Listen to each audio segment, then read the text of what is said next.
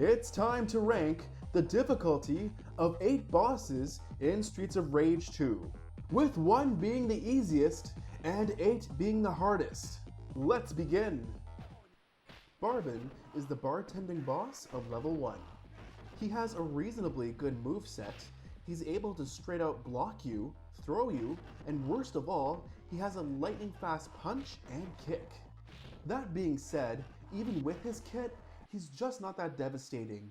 Also, if you're able to trigger Barbin's block while performing Max's Thunder Tackle or Skate's Corkscrew Kick, it can cause some severe chip damage to Barbin. Barbin is going to take the 2nd spot on our list. Jet is a unique boss in Streets of Rage 2 due to being the only boss that can fly. And by being this unique, he is the most annoying boss in the game. Unlike most bosses, he is often off screen or out of range to hit. If you treat him like a typical beat 'em up enemy and aggressively attack, you're going to miss a lot. Some of his more dangerous moves include his grapple, Superman punch, and dive kick. Though this difficulty disappears when you learn that you can trigger his dive kick by walking in front of him. Once you dodge the kick, he'll be vulnerable and you can get some hits in. While he becomes easy with this strategy, Jet's initial difficulty makes him a 7. Zamza is constantly jumping around and can fly across the screen with his spin attack. He occasionally does a slide attack and has a good reach with his claws. To top that off, he's an aggressive blocker against your normal combos. But he crumbles when you use your special attacks like Max's Hammer Punch, Skate's Backflip, Axel's Grand Uppercut, and Blaze's Vertical Slash. While he's highly active, with such an exploitable weakness, I'll put Zamza at a 5. Stage 4 has us enter the ring with Abedid. He's got some good improvements from Streets of Rage 1, such as some new moves, and is invulnerable to grapples for most of the fight. While his speed and ferocity can make him difficult, Abedid can be defeated by punch locking. Unfortunately, Max is a bit too slow to perform the punch locking technique.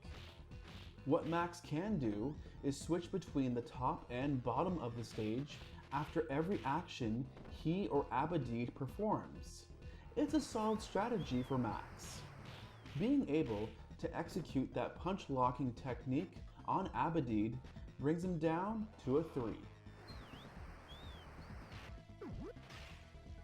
R.Bear can be very difficult. See what I did there? I'll stop. He's incredibly fast and has a cheap grapple. That being said, his butt jump strike is exploitable. You can trigger his butt jump strike by standing vertical from him. Once he finishes the attack, you'll be able to deal some damage. Without exploiting this, you'll have a hard time damaging him. Max, of course, is always a different story. Max has a great range for his basic combo, which can deal a significant amount of damage to R.Bear. He could almost be as aggressive as R.Bear, but due to his speed, you have to pick your moments of when to execute your basic combo. If you're able to grapple him, it's basically game over. Because of his aggressiveness and that cheap grapple, R.Bear is in the top of the rankings with an 8. Stealth and Souther can be a difficult duo to deal with, but if you take out Souther first, then Stealth will be defeated as well. You might be pleasantly surprised that Stealth has a short health bar, so it might be in your best interest to try and take him out first if you can land hits on him. This duo definitely deserves a 6. While Particle and Molecule may look like trouble, they might as well have an off switch with how easy they are to shut down. They're very susceptible to being grappled, and they don't block your basic combo either. Their easiness may be a trap though, as they do self-destruct when their health gets too low. These two could easily just be regular enemies. They sit at the bottom of the ranking as a 1.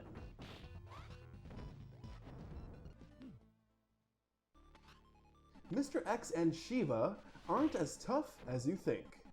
Shiva is fast, but his final crash attack can be stopped by Max's Hammer Punch. If you properly interrupt the attack, he will repeat it, and Shiva can be locked like this. If you repeatedly use Axel's Grand Uppercut on Shiva, he will be defeated easily.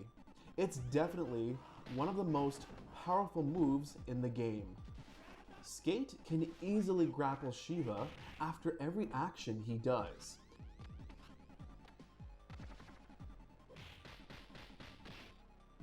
But Blaze has the most difficult time due to the slow execution speed of her special moves. Mr. X hasn't learned from his defeat in the first game and has the same moveset.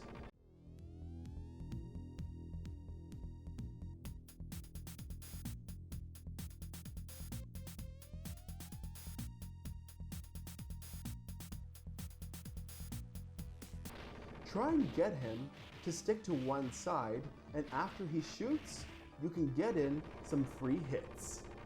Due to their predictability, Shiva and Mr. X sit at a 4 on our list. Now that we've gone through the game, let's put the bosses in order by their ranked difficulty. Did any of these surprise you? Which bosses give you the most trouble? Comment below! Remember, if you need any help, I've made videos of how to defeat each of these bosses. Thank you so much for watching. Remember to like and subscribe.